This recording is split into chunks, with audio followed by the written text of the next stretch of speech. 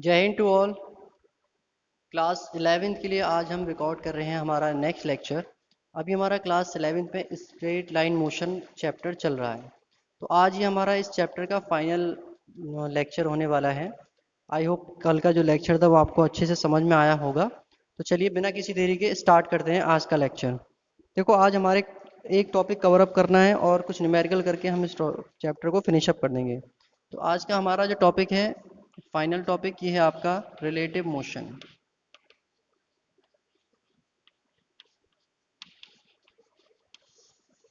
Relative motion basically क्या कहना चाह रहा है इस वर्ड के अकॉर्डिंग, कि एक ऑब्जेक्ट की मोशन जब हम दूसरे ऑब्जेक्ट की मोशन के अकॉर्डिंग चेक करते हैं, या फिर हम with reference to the another object किसी ऑब्जेक्ट को मेजर करते हैं मोशन वेलोसिटी उसकी, तो उसे हम कहते हैं रिलेटिव मोशन। इसी तरीके से यहाँ पर आ जाता है, ये मोशन के रिगार्डिंग है। यहाँ पर इसी तरीके से एक टॉपिक इसका आ जाता है, सब टॉपिक जिसे हम कहते हैं वो है आपका रिलेटिव वेलोसिटी। ये है आपका मेन टॉपिक। देखो, रिलेटिव वेलोसिटी का मतलब फिर यहाँ पर क्या है कि दो ऑब्जेक्ट अगर मोशन में है, किसी वेलोसिटी से चल रही हैं, तो आप एक ऑब्जेक्ट के रेफरेंस में दूसरे ऑब्जेक्ट की वेलोसिटी को जब आप चेक करते हो, तब हम कहते हैं it is the relative velocity of this object with respect to this object. For example, suppose that there are two object A and B. यहाँ पर दो ऑब्जेक्ट ए बी हैं और दोनों किसी न किसी स्पीड से रन कर रही हैं। सपोज दैट ये वी ए है और ये आपका वी बी। हम जब कहेंगे कि भाई आपके ए ऑब्जेक्ट की velocity with respect to the B object, तो उसे हम कुछ इस तरह से नोट करेंगे। ए ऑब्जेक्ट की velocity with respect to the B object, इस तरह से आएगी ये वेलोसिटी।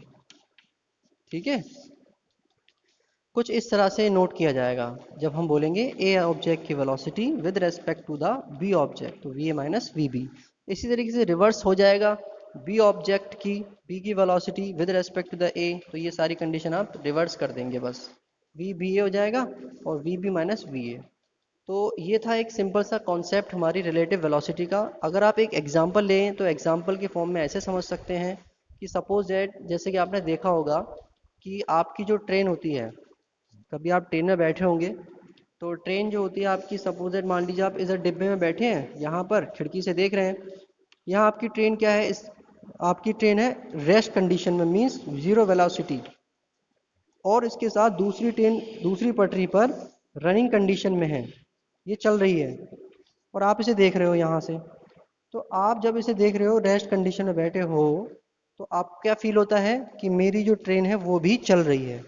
ठीक है, ये कॉन्सेप्ट आप लगा सकते हो यहाँ पर। और दूसरी चीज़, एक और कॉन्सेप्ट अगर आप अप्लाई करना चाहें तो ये है कि जब आपने देखा होगा कि आप जब बाइक चलाते हैं, ये टूटी फूटी सी थोड़ी बाइक है, जब आप बाइक चलाते हैं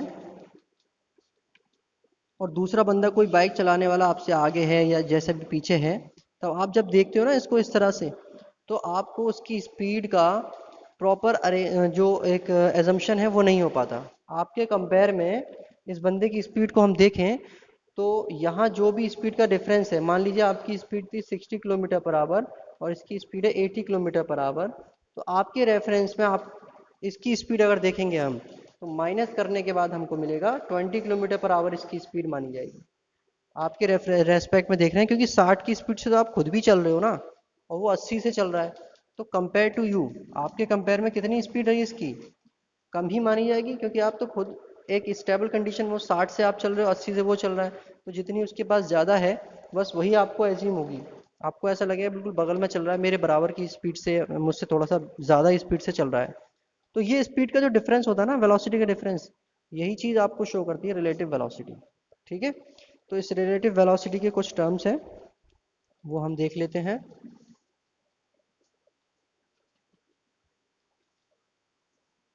अगर हम यहाँ केस की बात करें तो यहाँ पर इसके 3 केस बनते हैं।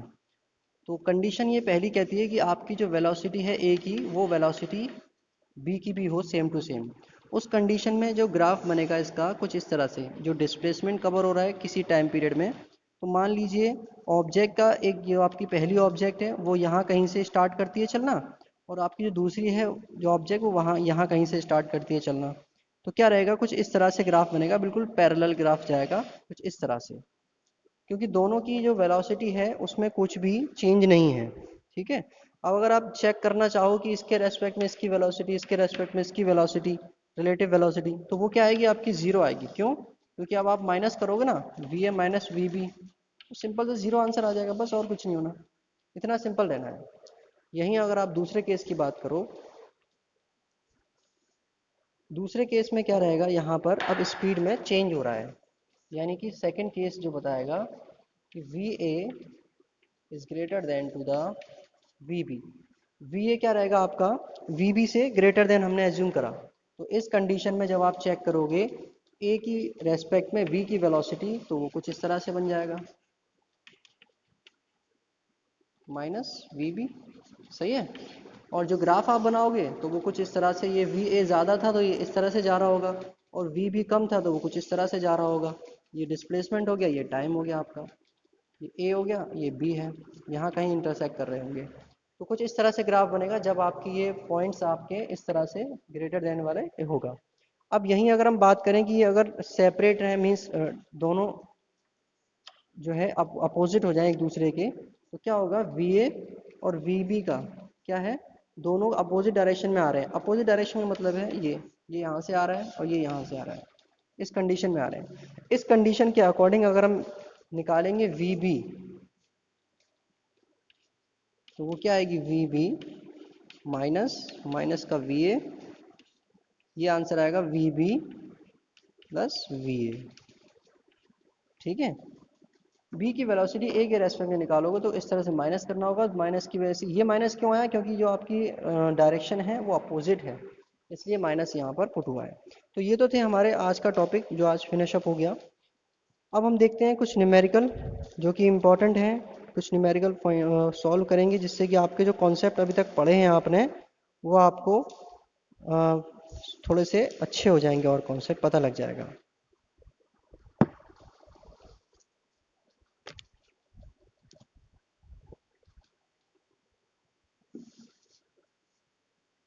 अभी प्रीवियसली हमने कई सारे फॉर्मूले पढ़े हैं, वही सबका यूज़ यहाँ पर एक कॉन्सेप्चुअल बेस पर होगा। आपको ये डिसाइड करना होगा अब यहाँ कौन सा फॉर्मूला लगाना है, यहाँ कौन सा कॉन्सेप्ट लगाना है, तो ये थोड़ा सा कॉम्प्लिकेटेड। देखो क्वेश्चन क्या कह रहा है, two trains A B of length 400 metre each are moving on two parallel tracks with uniform speed of 72 kilometre per hour in the same direction with A ahead of B.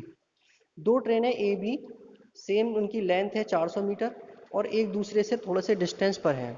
मान लीजिए train आपकी एक यहाँ पर है और दूसरी train आपकी कुछ इस तरह से इससे इतने डिस्टेंस पर है। ये ए है आगे चल रही है, बी पीछे चल रही है। दोनों की जो स्पीड उन्होंने दी है वो सेम टू सेम है, 72 किलोमीटर पर आवर, और दोनों की जो लेंथ है एल से डिनोट कर रहा हूँ वो है आपकी 400 मीटर इतनी। इसे आप चेंज करोगे 5/18 अप्लाई करके तो ये हो जाएगा आपका 20 मीटर। ठीक है, ये आपका 20 मीटर हो पर सेकंड, सॉरी। नेक्स्ट इसमें डाटा दिया हुआ था कि the driver of B decide to overtake A and accelerate by 1 metre per second square. अब जो बी का ड्राइवर है उसने डिसाइड किया कि अब ये ए को ओवरटेक करेगा, तो ओवरटेक करने के लिए इसने क्या करा, ए एक्सेलरेशन इंक्रीज कर दिया, कितना, 1 मीटर पर सेकेंड स्क्वायर से एक्सेलरेशन ए इंक्रीज कर दिया। ध्यान से समझना। अब नेक्स्ट क्या है, if after 50 second guard of be just brushes past the driver of A, what was the original distance between them. 50 second के बाद जो बी का गार्ड है, यानी कि यहाँ जो बैठा होता है लास्ट में बिल्कुल, वो पास कर जाता है ट्रेन को, यानी कि 50 सेकेंड बाद यहाँ से यहाँ आ जाती है ट्रेन, बी वाली ट्रेन इस डिस्टेंस को कवर अप करने में 50 सेकेंड लेगी। तो हमारे पास 50 सेकेंड का पहले डाटा निकालना है, इस बी ट्रेन ने 50 सेकेंड में कितना डिस्टेंस ट्रेवल किया।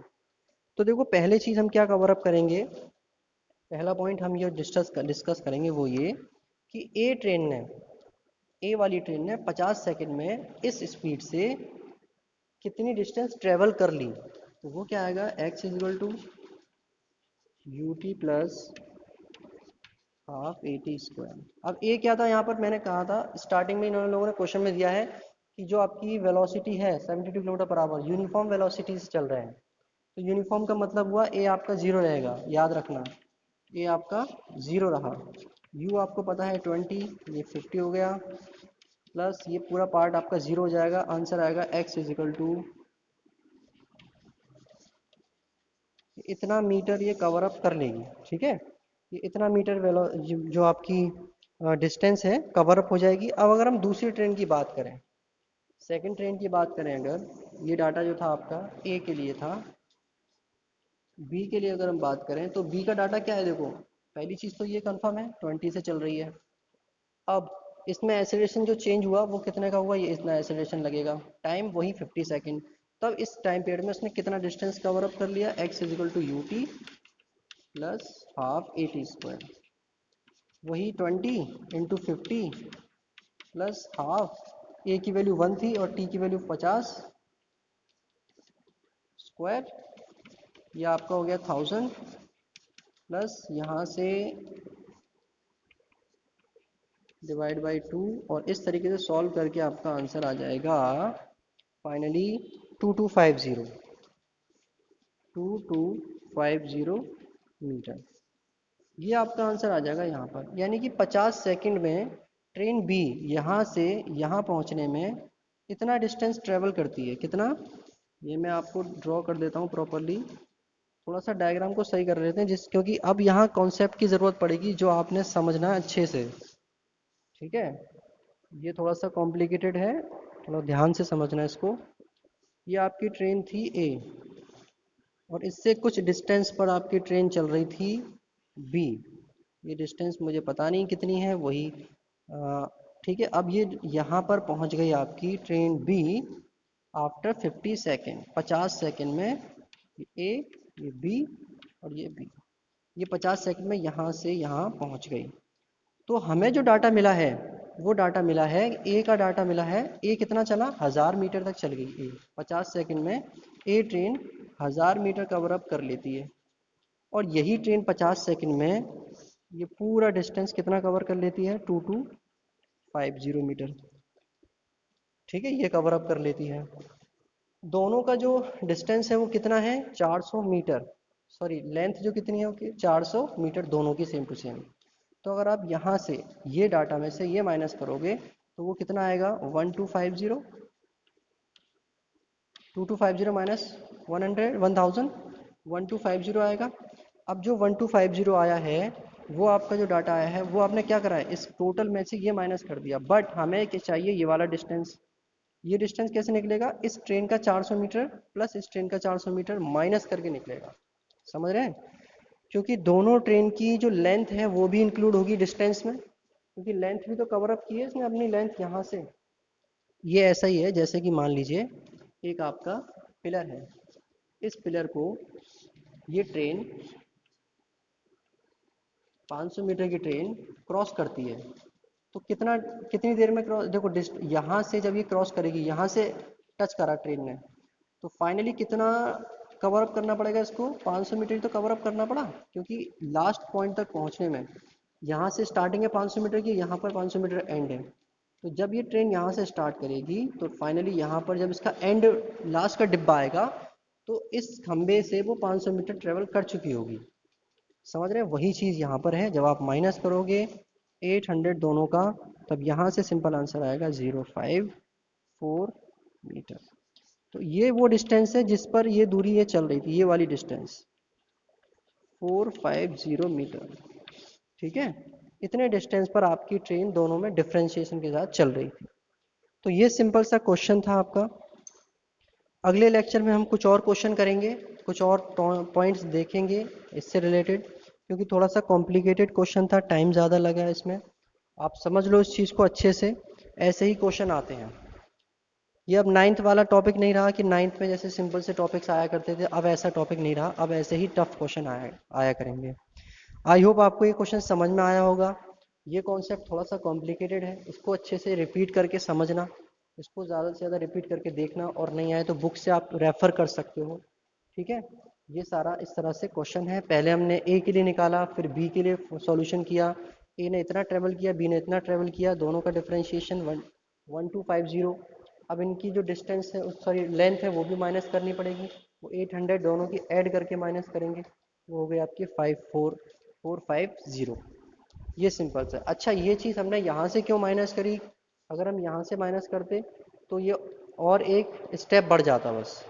यहाँ से अगर आप माइनस कर दोगे ना तो वो एक स्टेप बढ़ जाएगा, फिर यहाँ पर आपको 800 माइनस नहीं करने पड़ेंगे। चलिए मिलते हैं नेक्स्ट लेक्चर में, तब तक के लिए stay home, stay safe, have a nice day.